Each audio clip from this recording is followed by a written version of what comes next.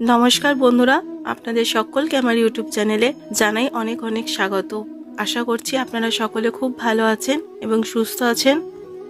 বন্ধুরা, আজকের এই ভিডিওতে তিনটে এমন সংকেতের কথা আমি আপনাদেরকে বলবো, যে তিনটি সংকেত যদি আপনি কোনো মন্দিরে গিয়ে পান তাহলে বুঝবেন আপনার মন্দিরে যাওয়া সার্থক হয়েছে, এবং যে দেব বা দেবীর মন্দিরে আপনি গেছেন তিনি আপনার উপরে প্রসন্ন হয়েছেন এবং আপনার মনস্কামনা তিনি অবশ্যই পূর্ণ করবেন।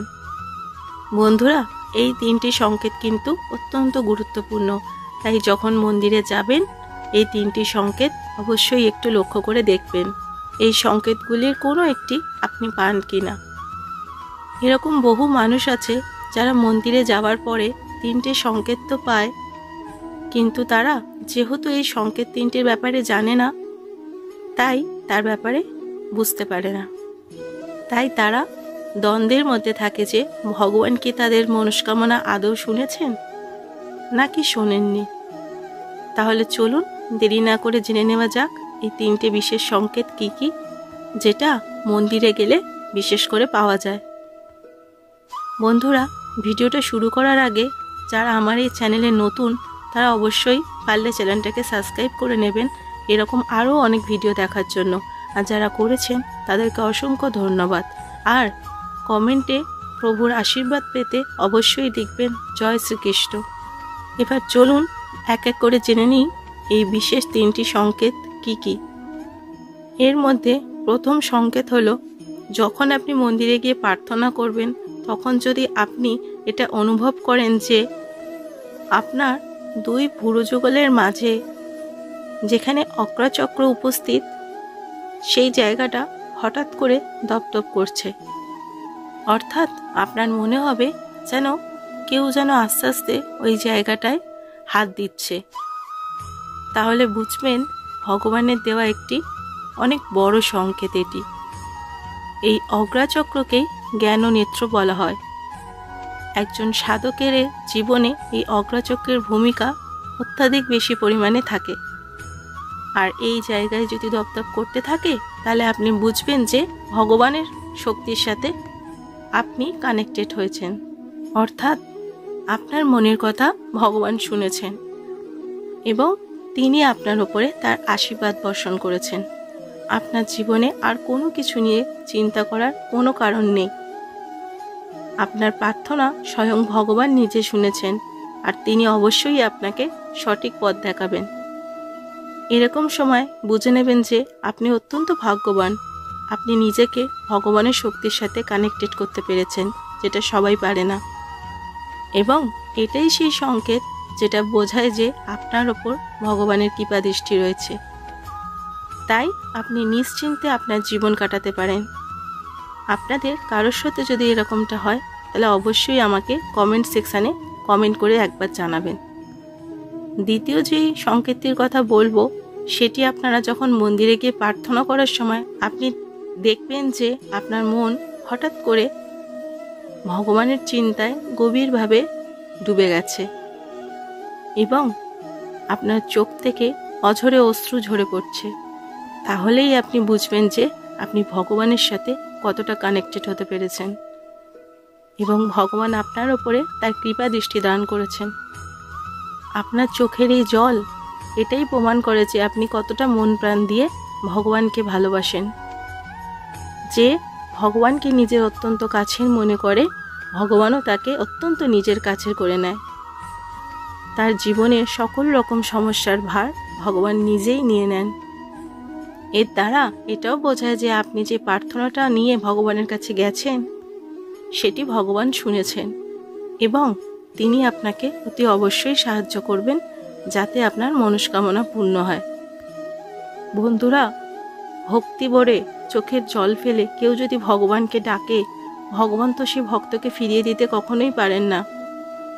তাই এরকমটা যদি আপনার সাথেও হয় তাহলে আপনি বুঝে যাবেন এটা বিরাট বড় একটা সংকেত যে আপনার মাথার উপরে ভগবানের হাত রয়েছে এবং আপনার কোনো কিছু নিয়ে চিন্তা করার কোনো কারণ নেই।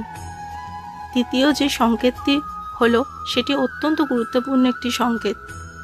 এই সংকেতটি যদি আপনি পান তাহলে নিজেকে অত্যন্ত ভাগ্যশালী বলে মনে করবেন, কারণ হাতে গোনা খুব সামান্য কয়েকজন মানুষই থাকেন যারা এই সংকেতটি পেয়ে থাকে। যদি আপনি মন্দিরে গিয়ে ভগবানের মূর্তির দিকে তাকিয়ে এক মন দিয়ে প্রার্থনা করতে থাকেন এবং আপনি হঠাৎ দেখতে পান যে ভগবানের চোখের পলক পড়ছে, তাহলে বুঝবেন এটা অত্যন্ত বড় একটি সংকেত যা ভগবান আপনাকে স্বয়ং দিয়েছেন। আগের সংকেতগুলো বহুবার শোনা যায়, বহুজন এই সংকেতগুলো পেয়েছেন, তাদের সাথে এমনটা ঘটেছে, কিন্তু এই ধরনের সংকেত সবার সাথে ঘটে না, কারণ এই ধরনের সংকেত সাধারণত ভাগ্যবান ভক্তরাই পেয়ে থাকেন।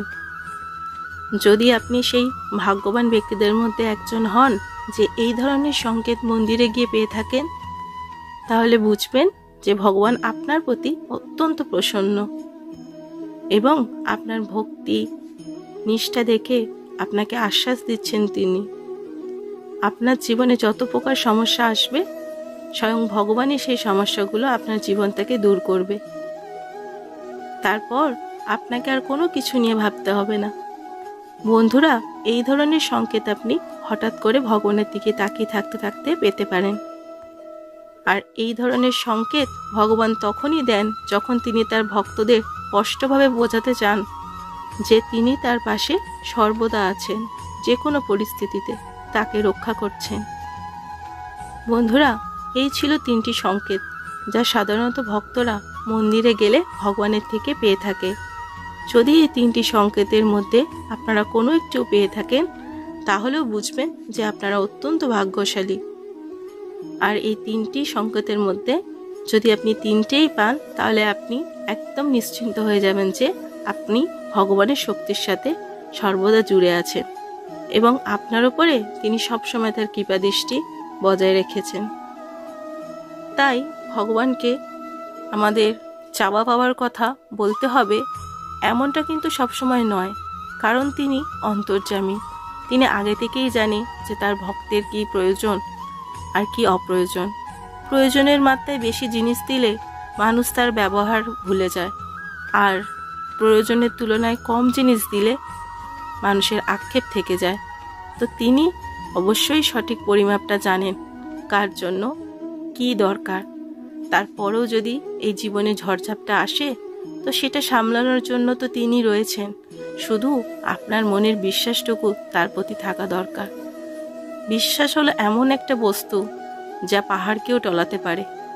তো তার ওপর বিশ্বাস রাখুন, ভরসা রাখুন এবং নিজের মনটাকে পবিত্র রাখুন। আর সর্বদা পারলে অবলা জীব, দরিদ্র মানুষদের একটু সাহায্য করুন। তার কারণ সবসময় তো টাকা পয়সা দিয়ে সাহায্য করা যায় না। আপনি চাইলে টাকা পয়সা ছাড়াও আপনার সামর্থ্য মতো আপনি সাহায্য করতে পারেন। ধরুন না, কোনো অন্ধ ব্যক্তি সে রাস্তা দিয়ে যাবে, তাকে একটু হাতটা ধরে পার করে দিলেন। কোনো একটা কেউ পড়ে গেছে বয়স্ক মানুষ, তাকে একটু তুলে ধরলেন। ব্যাস, এই ছোট ছোট সাহায্যগুলোই যদি করেন, দেখবেন আপনি জীবনে সবার থেকে সমস্ত রকমের সাহায্য পাবেন। স্বয়ং ভগবান আপনাকে পাইয়ে দেবেন। তো আজকের ভিডিওটা আমি এখানেই শেষ করছি বন্ধুরা। সকলে খুব ভালো থাকবেন, সুস্থ থাকবেন এবং সর্বদা প্রভুর নাম স্মরণে রাখবেন। জয় শ্রীকৃষ্ণ।